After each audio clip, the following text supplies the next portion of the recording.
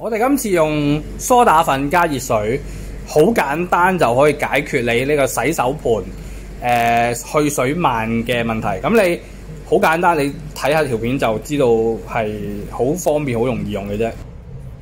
咁啊，大家好啦，咁我哋今日就試下呢個通渠啊。咁我哋洗手盤咧會有好多嗰啲油脂噶嘛，你洗完嘢。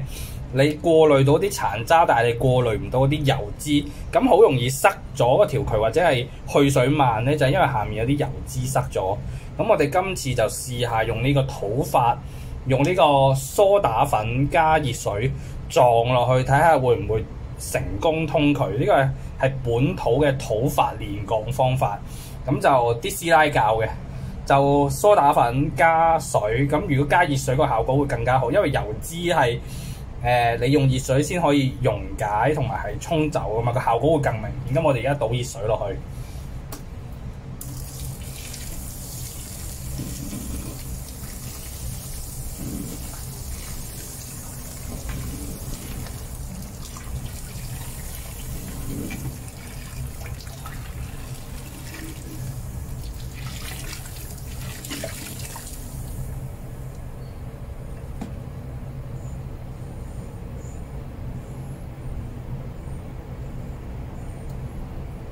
咁佢嗰啲梳打咧就溶咗，就變咗熱水啦。咁啊，而家撞咗落去咧，就睇下個效果會唔會令到佢去水會快咗。咁啊，我哋而家俾佢流乾淨咗啲熱水，就睇下個效果。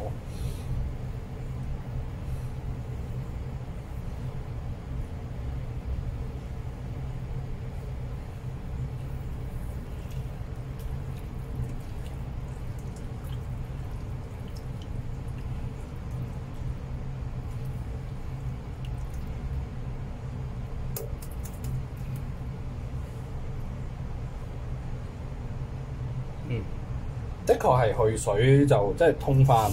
我哋睇下，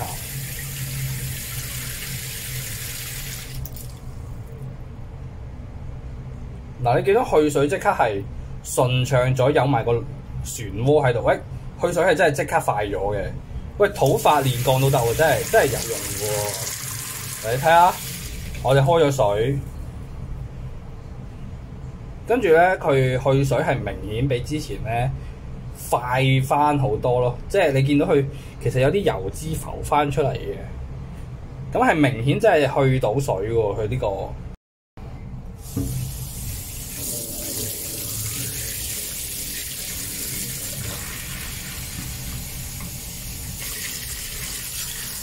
嗱，你見到啦嗱，本來去水好慢嘅，你而家睇下裝滿咗水之後咧，即係擺滿咗嗰啲水咁樣。